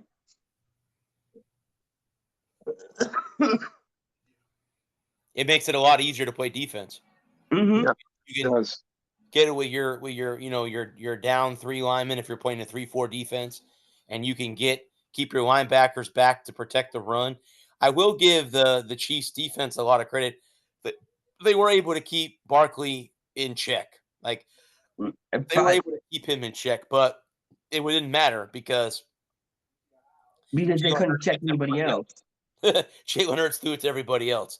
So and himself. Jalen had a good game on the ground himself as well. So Barkley didn't have to be Superman. And also too, we remember I talked to you guys last week. Who won the turnover battle? Yeah, the Eagles.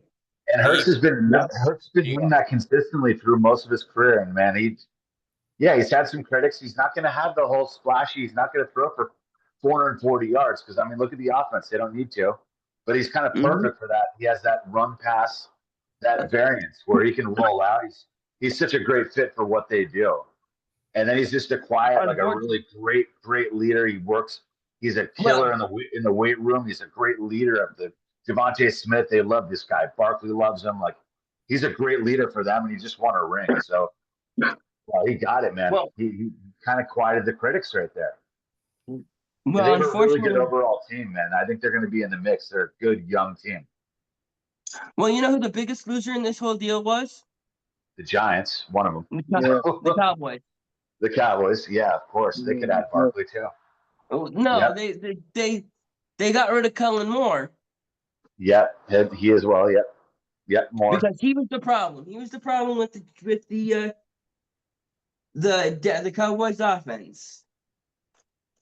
And they hire their offensive coordinator now, and Brian Schottenheimer didn't even call plays. So, wow. Let the drama continue in Dallas. That's right. They didn't even call Kellen Moore, right? They didn't even really show any interest, huh? Well, he's a head coach now, so good. Yeah. Wish him the best of luck as the Saints head coach. Yeah. He's got some work to do. But easier to he had to take it, though. He wanted to take it. Than the NFC East. So he wanted to take it, though. And I think the South's wide open. I agree. I think between it is. Yeah. I think Atlanta and the Bucs are your 2 favorites, but Carolina's going to be coming up in the next year or 2, and the Saints, if they draft now, the only issue with the Saints is they're in cap hell right now. They don't have a lot of cap space. Yes, they are. That's the only kind of handcuffing right now. But if Moore can go in there and mold that team, the NFC South is wide open. It's takeable. It is wide open, and it's not as good. I mean, I think the best conference all season was the NFC North, hands down. Yeah, Green Bay, Detroit, and Chicago and Minnesota. I mean, Chicago kind of end of the year they kind of fell apart, but they imploded. They played hard all year long. And there was really, when it comes down to Detroit and Minnesota playing on the last Sunday of the season for the division championship, that's awesome. That is cool. Yeah. That it came down to one game for the division championship. So, yeah. I'm playing good. Yeah. It wasn't like it was two 9-7 teams that were scrapping for. Correct. It was 16-1 teams going at each other.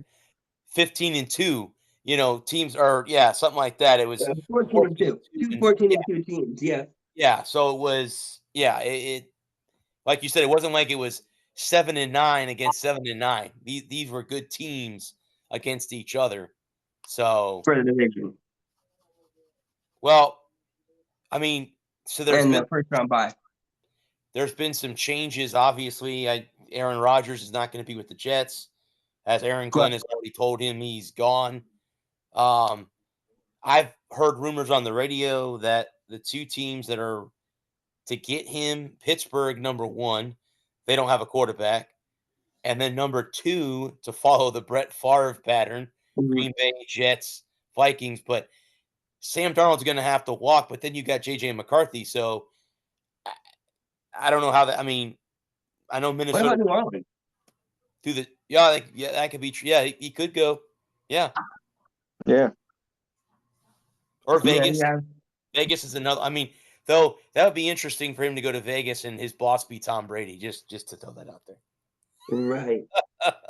As a minority owner. Right. No, I think I really like New Orleans. If Darnold doesn't get moved, Darnold, they could trade Darnold away, sign Rodgers for 1 year in Minnesota, and then let McCarthy get healthy and have a full year to back up. And they could trade Darnold to New Orleans for picks and I don't know. Is Alvin Kamara still there? Yes. Do that? That's pretty much, yeah. But unfortunately, Olave from Ohio State's been have had riddled by concussions.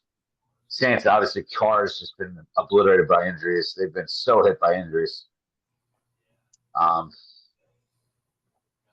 Yeah, it's going to be tough to see what they can do. But the chance to be a head coach, man, that takes the cake if you're on the coaching market. When you get that call, it doesn't come often. And if you miss out on that coaching window, it might be 2 or 3 years until you get another really good shot. Yeah, or any shot. Well, that's he took it, and that's why Liam Cohen left Tampa Bay to go to Jacksonville. I think he kind of knew, like, do I stay? If I stay and we play crappy, I get fired.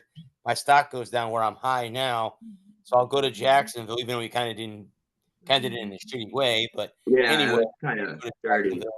Yeah.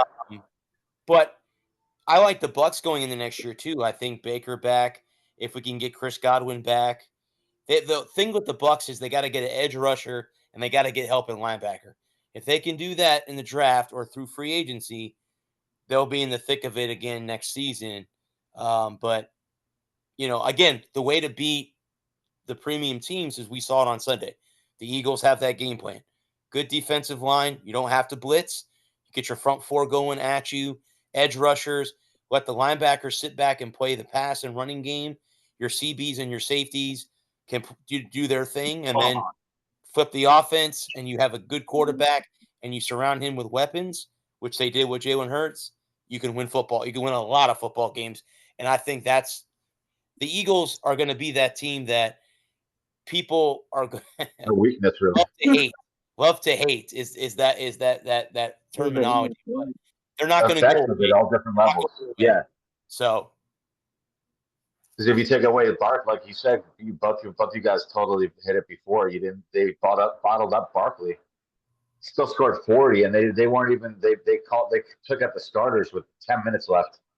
2 drives they had our boy Kenny Pickett in, so they could have done a lot more. They could have scored 48, maybe 53, something like that. So they showed it. It's a versatile offense, and that's Barkley not even doing really much. They can score points. They got a lot of weaponry. Look at Pickett and Barkley. Pickett and Barkley came from 2 bad teams, and now they have a Super Bowl ring. There you go. Yeah. Kenny got one. Yeah, I think once Kansas City scored to make it 6-37 or whatever it was, or 34. I don't remember. But I think you just call off the dogs. Yeah. I just think you don't want to get anybody hurt. You don't want anybody on the other side to get hurt. No, you don't. Right. And it's not like playing your arch rival. No. Where you really just, if you had the Cowboys or the Eagle or the Giants or the Commanders on the ropes. Yeah, you might leave the starters in for another series just to rub a little bit of salt in the wound. You might run the score up a little bit. you might run it up a little bit. a little bit, yeah. It's your Oh, rival. Andy Reid, the former Eagles, they have ties to him with that, so he's kind of like beloved there. Yeah. If they're going to win it decisively, just kind of take people out, celebrate with your families on the sideline a little bit. Show some respect, call off your dog. Yeah, it was a man. They really kicked some. They really kicked some butt, man. That was a big Super Bowl win for them. No three-peat for the Chiefs, man. Yep. And now the Eagles get to try. We'll see. It's a long road, but hey, they're start with a leg up, man. They're holding the title belt. Yep, and they got the first one. You're not the hunter, you're the hunted. So now you gotta watch out for. Not a bad place to be. Nope. Yeah, the hunter means the hunted. Okay. Not a bad position to be in, man. Not a great one either. Though. I live to be the hunted. Yeah, man. World champs. Okay. Yeah. Hell yeah. That's not a great place to have, not a great thing to have.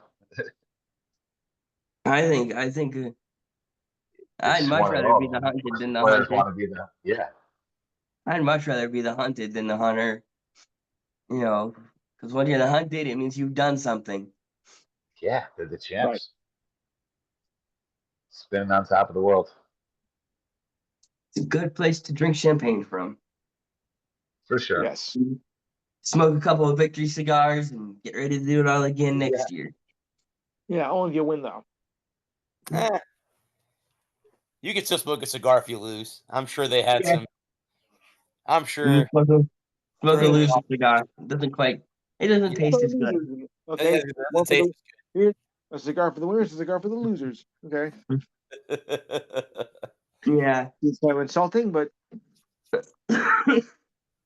I haven't smoked one in a long time. I need to take a day. I'm off Monday for the holiday, so I might go outside and smoke one on Monday morning, Monday afternoon.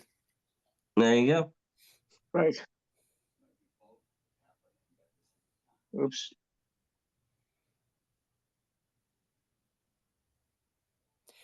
Real quick, guys, we can talk about baseball to end the show. Sure. What is your guys' take on Alex Bregman signing with? Well, I'm happy. He signed with the Red Sox, but sure. But I wouldn't consider them winning the offseason because I would consider the Mets the winner. They got Soto. Yeah. They re-signed. I thought the Dodgers won the offseason. Oh, who do they re-sign? Their first baseman. He's from Tampa. Alonso. Polar Bear Pete. Yes. Pete Alonso. Thank you. He's from Tampa. He's a Tampa kid. He went to UT. Yeah, they got Soto back. They added Soto, and they got back. They were 7th in the league in offense, and then they add Soto. So, well, the Dodgers won because they got everybody. That's an embarrassment. Yeah. They got everybody. They got everybody for the offseason. Championship lineup. Yeah, it's just embarrassment of riches. They the only again, the season the spring training start getting ready to start. I think pitchers and catchers are starting to report. Yeah. I mean, on paper right now, the only team that can beat the Dodgers are themselves. Like that hands down. They're the only. If they implode, it'll be from within. It won't be. I mean, they have 5 aces on that starting rotation. They have the bats that can score runs with Betts and Ohtani and Freeman, and they re-signed Kiki Hernandez. They've got all those guys coming back that they picked up during this. I mean, they're the defending champs. Obviously, we know they're the defending champions. So, just like we were just talking about, they've been kind of the hunted for a while, even though they haven't won a championship. They've been the hunted for a while.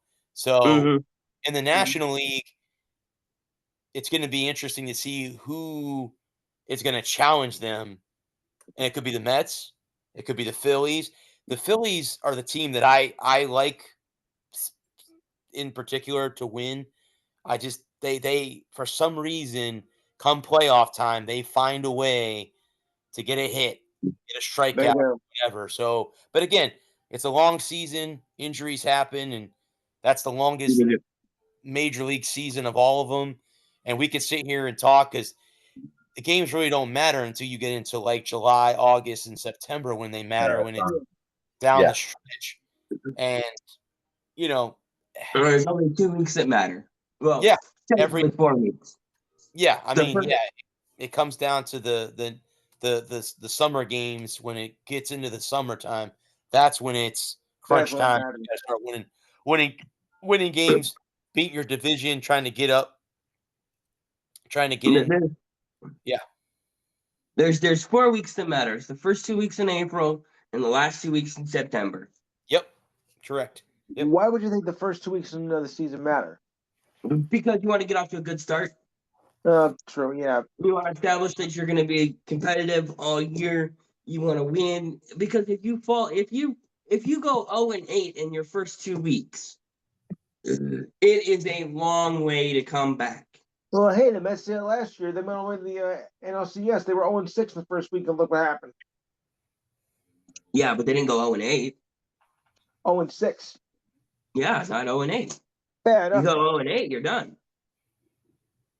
You can't go 0-8. It's an interesting combo now, man. I'm going from Eagles, and I am a Mets fan. I know I'm all mixed up, but quite the combo for me here. It's going to be interesting to see what Soto does. The Mets had such a good run last year, so they're running it back, and they hired the best free agent in years. We'll see. But the Dodgers are, they're like a fantasy baseball lineup, an all-star lineup. Yeah, you would think. The Tigers, there's other really, really good teams. I just hope the Dodgers don't run away with it automatically just because of the fact that they've assembled such a crazy, just a rich, owners team. Hopefully another team can knock them off. I gotta ask Alex, how do you think the Rays are going to do this year? I hope they do okay, Brad. But they've gotten even younger. They have no power in that lineup. None. Yeah, they've gotten even younger. They sold off like Paredes and those guys, and a couple Rosarina. They might lose Yandy Diaz. Brandon Lowe is going to be basically whoever runs into that contract that last year, they just automatically flip them. So it's like they're not holding these guys long term ever. I think Josh Lowe's going to have a good season this year. Yeah. Brandon Lowe's going to have to stay out of being injured, and he's going to have to hit. And for sure. The funny thing is the pressure is going to be on Junior Cabanero. That's the guy that they're going to put all that pressure on. 20 years old. Base. Yeah. And I was there when he made his major league debut last year. The kid can play. He can play, but now when you're the go-to guy, let's see how you play when you're the go-to when guy. When you're hitting third or fourth and you're playing at Yankee Stadium on like a Saturday afternoon, it's a lot different than playing in Durham, AAA park in Charlotte. So it's a step up. And they're younger than ever, but the Rays are always dangerous, and they're going to have the majority of their talent is going to be healthy and in their arms this year. So I know the Rays have been decimated, but we'll see. There's a lot of good teams. There's a lot of good teams. Detroit's going to be very good. Obviously, the Yankees are looking to bounce back. I think it's gonna be, there's some good storylines for sure. I think Boston's going to be good. Boston just added Bregman. They added a great, talented pitcher in Crochet. They added Walker Buehler from the Dodgers. So the Sox have some good talent. They really might contend a little bit with the Yankees in the AL East too.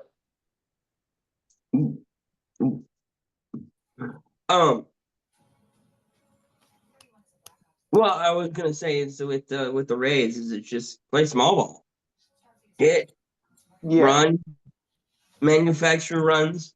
I mean, if you're not a slugging team, then don't be that team. I honestly, but I don't think they don't have the means to be a slugging team. They're going to have to play small ball. They're going to have to hit guys, steal bases. they're going to have to do that. And again, now we don't know how they're going to play because remember now they're playing at Steinbrenner Field in Tampa, where the Yankees, the Tampa Bay Tarpons, who are the low A affiliate of the Yankees, play. So it's going to be easier probably to hit home runs because the ballpark's shorter. And because, again, it's set up like Yankee Stadium. So you have a short right porch. So if you have left-handed hitters, it's going to be easier for them to hit home runs. But that's also going to go against the Rays. If you get a team that has a lefty hitting lineup that goes into that stadium is going to have an easier way to hit too. So it's a catch-22 with that situation. So I agree with Adam. I think they're going to have to play small ball, manufacture runs, hit RBIs. You're occasionally going to get a homer. You're going to get a home run, or you're going to have a game where you're going to have home runs. But for the most part, you gotta, you can't get if you can't get into a power game with home run derby. And once again, they're going to have the best international. I mean, they have a pipeline like each and every year. And this year is going to be no different from spring training and beyond. They'll have, I'm sure, 5 or 6 really good players, maybe four batters and 3 or 4 really good new arms that are like 21, 22-year-olds that make the opening day roster out of spring training. So their farm system, they keep pumping in really good young players. So. Well, you got Shane McClanahan. The Rays will always be a threat. The Rays will always be a threat to maybe make a playoff spot, I think. I agree. I think outside of, I think Baltimore is going to be good again. The Yankees, obviously, and Tampa. I think Tampa Bay, Boston, and New York will be Toronto's a question mark. Their question. So it's Vladdy Jr., man. Yeah, I think. Yeah, I think that so go the Rays. Yeah, or not the Rays, the Blue Jays. Excuse me. Yes. I mean, what is it? It's the O's, the Rays, and then the Red Sox, and then you have who am I forgetting? The Jays and who else? Yankees. The Yankees. That's I didn't say New York. Yes. Okay. Well, yeah. You don't have to worry about the Yankees. They're going to be fine. No. they're fine. They should be. The thing with the Yankees is the pitching. That's been their biggest that's been a concern. That's been a very big concern. Yes. Yes. The Rays they always have a surplus of good young arms.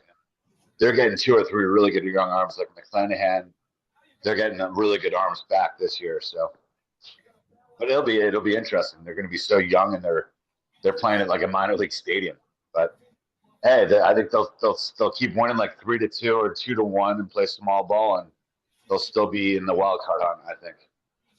I want to see. Honestly, I want to see how they play outdoors all season. Mm-hmm. Yeah, it's an outdoor stadium. They always make it fun. They always play hard. I want to see how they play in the heat in June and July. Yes, it'll be fun. But yeah, I think it comes. It's going to hurt them that they're playing, in a ballpark that's obviously smaller than Tropicana Field. And they might actually sell out. No, that's a guarantee. But I have because it only seats, I think 12,000 fans. I thought it was 17. I think they already have talked. So the fans here in Tampa Bay are mad, and this is stupid to be angry about this. They're mad because the ticket price went up. Well, here's the reason the ticket prices went up. You're sitting in a stadium that you guys have before that seats, 40, 50,000 people when it's sold out compared to 12,000. Mm-hmm. So, yeah, you think that the Rays ownership is going to go, oh, yeah, we're going to keep the ticket prices the same price. No.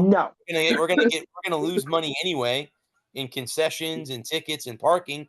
We're going to get it back somehow. So we'll jack the ticket prices up and make you pay more. Just saying. To me, that makes perfect sense to do that. Well, I mean, to get some kind of revenue. And well, nobody went to the Trop anyway. I have a killer green bunny. That's cool. Yeah. Green bunny. Spring has sprung. It's a green bunny. Because the average, but I think last year, I think at the end of the season was like 17,000 a home game. Was Yes. so if you think about that, you have 12,000, choosing 5,000 people. If you want to think about it. So and you're losing 5,000 plus. But you got to think about the fact that obviously they averaged 17,000 last year, but that doesn't mean they didn't sell. They had more seats available, so hypothetically they could have sold more seats. And a lot of times, the 17,000 was what tickets were purchased. So you're right. It could have been like I went last year to a Reds game and there was 22,000 people in the stands for a Reds game. So they averaged. Yeah. They averaged 17, but occasionally they sold more than 20, 25. Oh yeah. So, yeah. Oh yeah. So there was always that possibility that they could, when the Yankees came into the town, or the Mets came into town, or Detroit came into town. Pittsburgh, Philly. I know those are an NL team. So Atlanta. You could put the Braves in that conversation because it's not that far away from Atlanta to come down here. Well, I was thinking old baseball. Okay. I was thinking old baseball, teams that have lots of transplant fans down in Florida. Boston, New York. Yankees, Red Sox, Phillies, those type of fans, yeah. Yeah. Old baseball fans that retired in Florida and had their, that retired to Florida and their grandkids, and they take their grandkids to a baseball game every summer. So but they're not going to a Rays game. They're going to a Yankees game in Tampa Bay. And I think that's the biggest problem. I think that's the biggest problem for the Rays is that they don't have a fan base. They have 12,000 people that root for them. Well, they have a fan base, but it's a very young fan. They don't have, like you said, but they don't have fans that are, 60, 70 years old because they're either that or they're transplanted from another state. Yeah. Well, I look at you as the prime example. By the time Tampa got a team, you were already a well-established Red Sox fan. Yes. Yep. And you didn't have kids. Nope. So you didn't have a chance to. Oh, my kids want to root for the Rays, so I'll support the Rays as long as they're not playing Boston. You're a much bigger Boston fan than you ever were a Rays fan. Correct. And then how bad were the Rays, especially early on? Didn't they get a team in '97? 98, I think, is when they came to the league. And how bad were they for the first decade? Oh, miserable. Yeah, they weren't that good. I think it took them. Well, it took them until like the last 4 or 5 seasons to start making the postseason. I mean, they went to the World Series in 2008.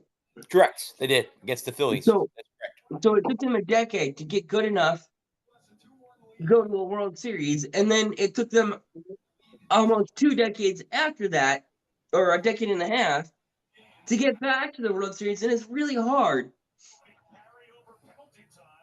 to get a fan base if you're not if you're not playing competitive sports deep into your season. When you don't have a traditional, New York, Detroit, Chicago, LA, Cincinnati, Pittsburgh, Montreal, Toronto. Those places have had long-established, well-developed fan bases that can weather a 10 or 15-year drought. Mm-hmm. Or even an 86-year-old drought. Or a 116-year-old drought. Cubs. The Cubs. Which is 116 years not enough. I Can I be honest with you? When I was hoping that the Indians would win, because I'm an American League guy, I was hoping the Indians would have won that World Series, and I was so happy when they tied it up. I'm like, oh, here we go. The Cubs are going to have another one snatched away from them at the brink of an eye. Here come the Indians, because now I think the Indians have the longest World Series of anybody right now, currently in the Yeah, they have the longest active. The Guardians, whatever you want to call them, but yeah, I think they have the longest home run World Series drought since they have last time they won a World Series. So yeah, they have the longest active World Series drought. 1954. Yeah. So it's been a while. it's been a while since they were there in what 16, right? Cubs broke their 100 plus record of not winning World Series. How I stayed awake that night, I'll never know. I was flying to Detroit the next day, so I was awake. I was flying to Detroit, Michigan the next day with my buddy. So yeah. Well, I mean, the game was into a rain delay after the 9 innings, and then it took about another hour to get the game over. So it was well past like 1 a.m. when the game was over. Mm-hmm. Yep. Oh boy. But we're like, they finally did it. Guys, you want to call it there? Yeah. My phone's dying, so. Drew, do you want to talk about your show before we get off, bud? All right. Although football, NFL football will be gone. We keep rolling on with the Enhanced Sports Show Saturday, 4 to 6 p.m. Eastern Time. Number, of course, is 512-543-4662. Yeah, we'll wrap up the entire Super Bowl. We'll do the, what was like about the pregame, the game itself, even the commercials.